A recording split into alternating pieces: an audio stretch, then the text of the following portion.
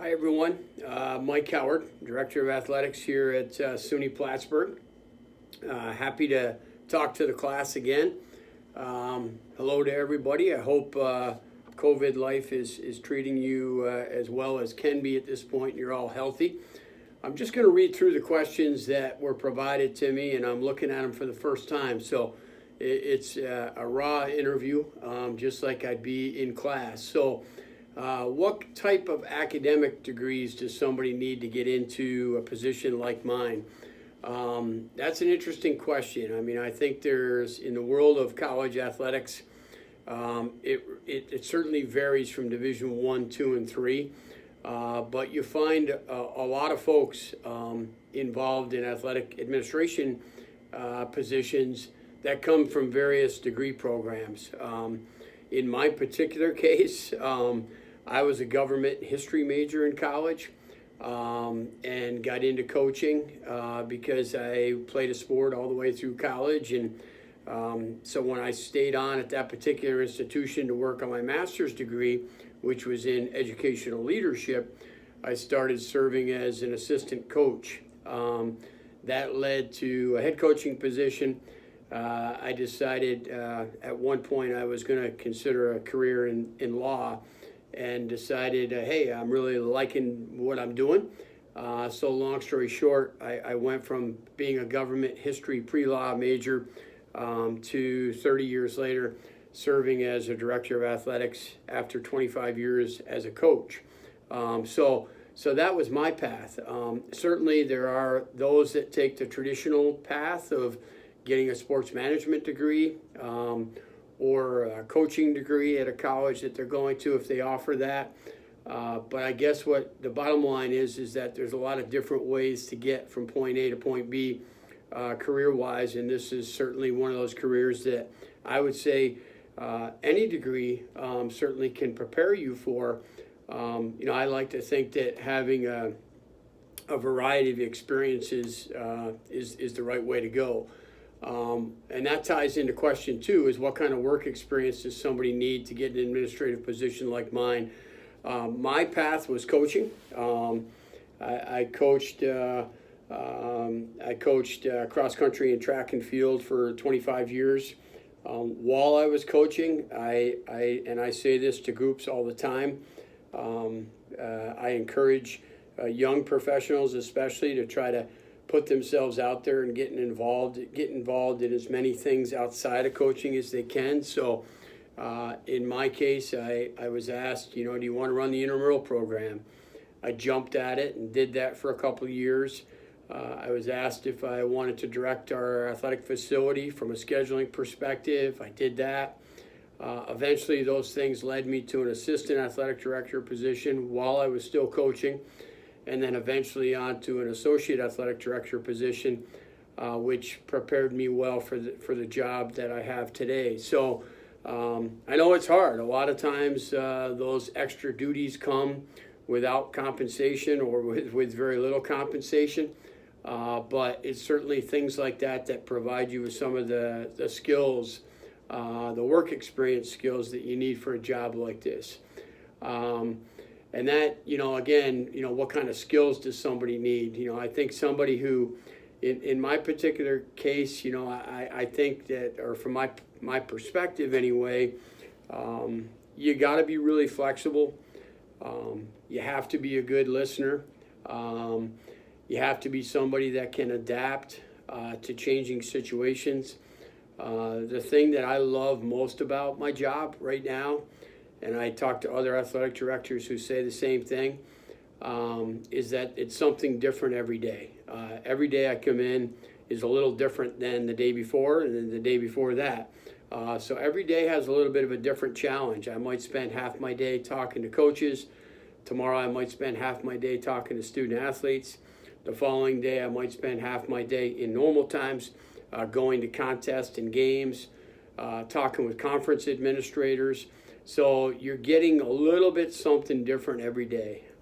If you're looking for routine, a job that kind of gives you the same thing day after day, time after time, this probably isn't it for you. But if you're looking for something that gives you, like I said, a change of pace and something a little different every day, this is a great opportunity. And that's the exciting part of the job for me. But it does require you to be flexible, and especially in COVID times, because we're dealing with things a lot different. I'll get to that in a minute, because I guess the next two questions were, how did a day in your life look like pre-COVID? And then the next one was, how much has COVID impacted your daily work? Pre-COVID, most of the days for me, I still run and work out, and I believe that's an important part of, my own mental and physical health, but also sets a good example for the career field that I'm in. So I usually start the day with a workout, which, as I said, for me is a run, and then I'll get to the office in the morning. Usually spend the morning answering emails, doing things, catching up on busy work, and then the day takes off. And I'm a people person, so I like to spend time, talking with our coaching staff, going down the office complex, touching base with all of them. We're a little unique here at Plattsburgh in that some of our coaches are located where I am in Memorial Hall. Others are up at the field house, so I'll spend some time up at the field house, making sure that those folks feel like they're a part of our operation. And then, afternoons and evenings can be caught up with competitions in normal times. Normally during the academic year, we've got games at least every other day, and then most of the weekends. So spend a lot of time on the fields, in the court, at the ice rink, watching our teams compete, because I think that's an important piece of what you do in this particular role.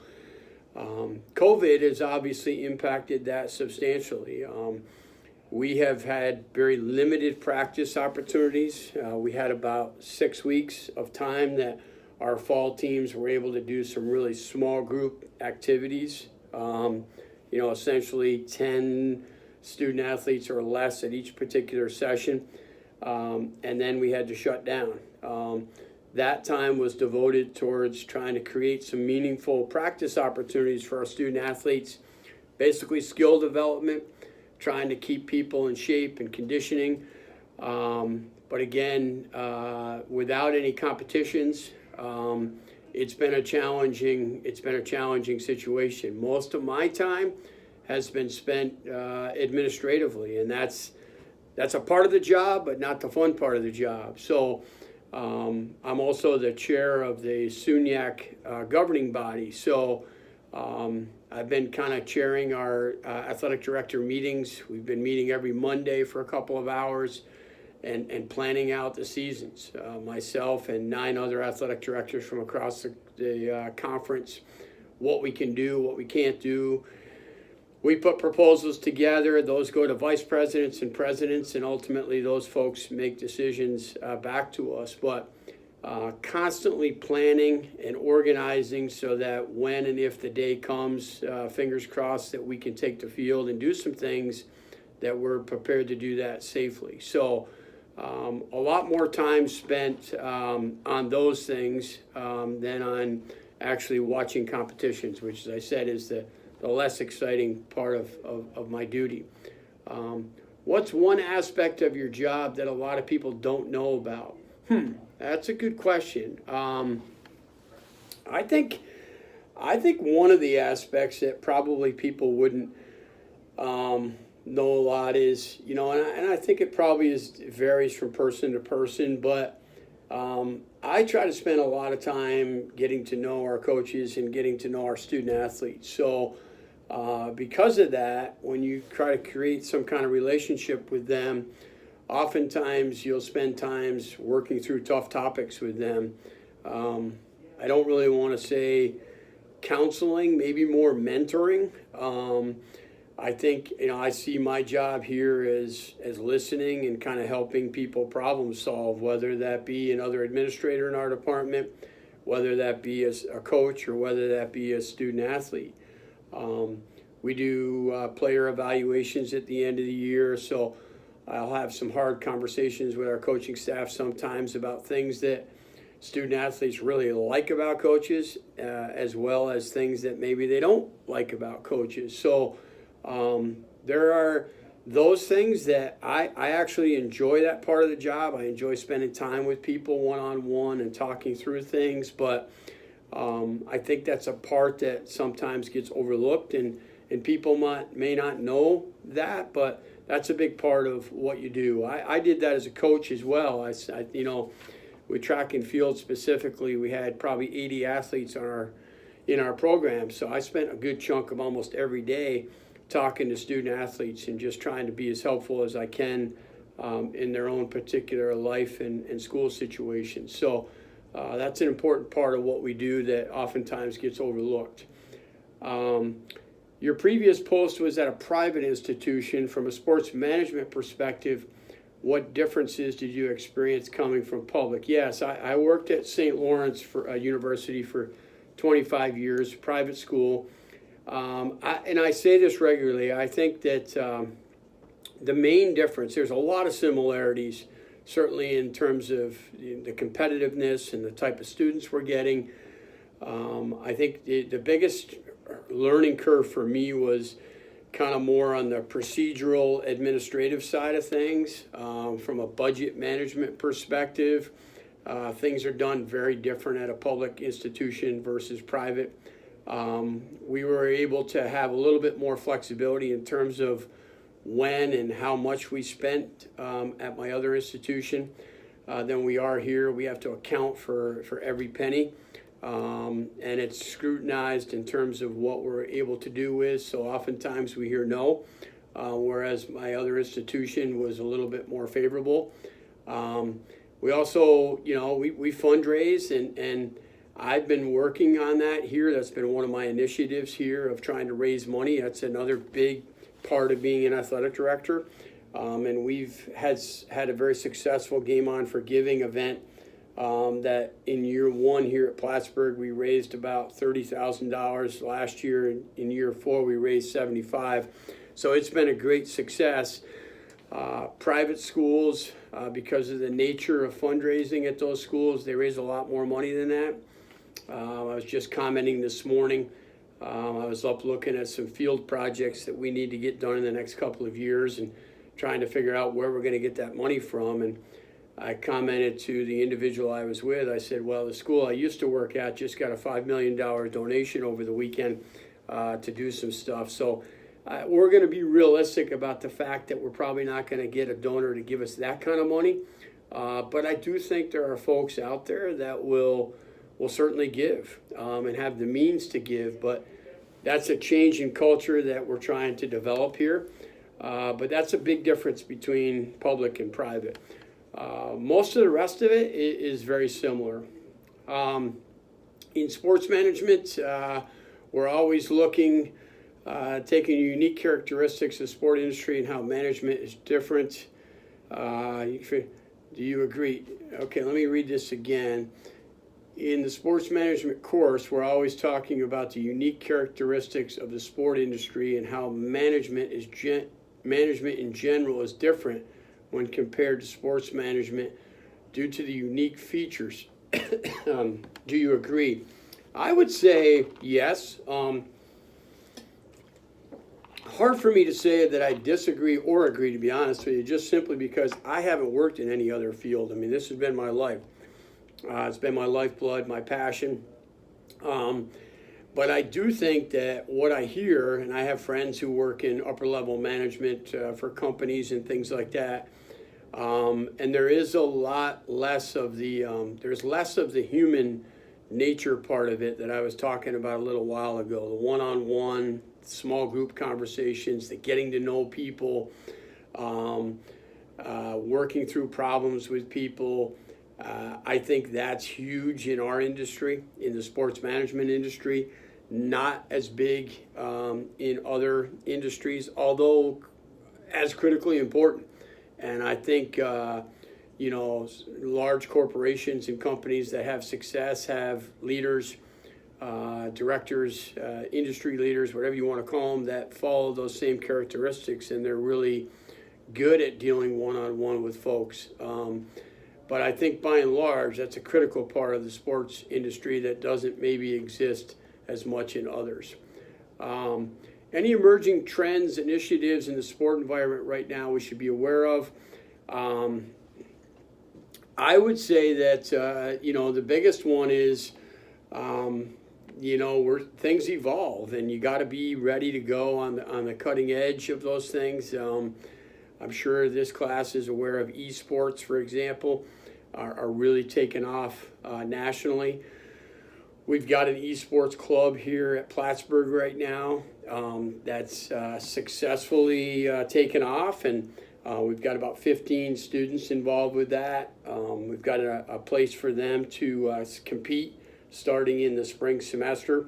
We actually had a student athlete win a competition this past week. We're also in the midst of a big construction project here. So, and in the world of athletics, college athletics especially, there's a real turf war with trying to maintain and provide good athletic facilities. The better your facilities are, oftentimes the better your recruits will be, because they're looking for those types of facilities. So our project is going to give our college a big facelift in terms of keeping up with what we need to do. Well, our fitness center will be about 3 times the size as it is now. We'll have a brand new rec gym. We'll be able to expand some of our recreation programming for students that are non-athletes, so that'll be great. And I think that's a big trend right now. New facilities to provide new initiatives, and our projects hopefully will be able to help us do that. We're also redoing our indoor track and gym up at the field house as well, putting in a surface that's more adaptable to a lot of particular sports. So we're excited about that as well. Last question is here. You are the leader of our athletic program. You need to work effectively with a diverse group of individuals, athletes, parents, fans, media, faculty, campus administrators. How do you measure success? In other words, which are your key performance indicators? Is it number of wins? Is it GPA? Is it participation? Is it a combination? And who decides those things? And I would say it's all of the above. In our particular world, I mean, obviously wins and losses on the playing field are what a lot of the outside world kind of views your success as. And when I came here, the SUNYAC, we have 10 schools in our conference. We have a Director's Cup, and that ranks the top 10 schools based on how they perform in each sport the year before. And Plattsburgh usually hovers somewhere around 6th or 7th in that Director's Cup. Usually Cortland and Geneseo are up in the top 2 spots. My goal, I had a 5-year goal of trying to get us into the top 3. And Brockport's the other one that's really good. Last year we were 5th, so we've made steady progress.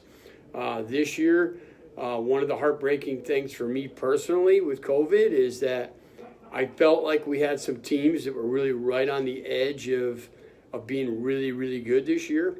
And now we've got to hold off a year and see where that takes us. But so certainly we have a performance goal to do well. But none of that happens without really good GPAs, because that keeps students in school and allows us to express across the street, across campus, that our student athletes, and this is fact right now, they outperform the non-student athletes on campus. Our overall GPA of our student athletes is right around a 3.1. And the campus average is about a 3.0, so we do really well.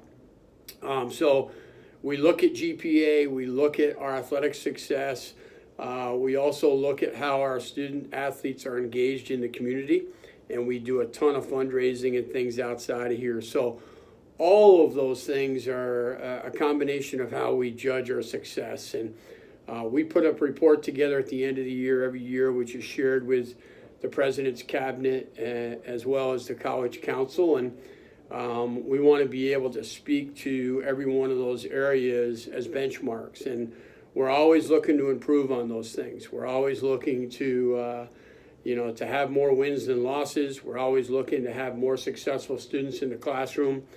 Both of those things tie directly back to recruiting. The better those things are, the better recruits we're going to be able to attract here to Plattsburgh, and then future success comes.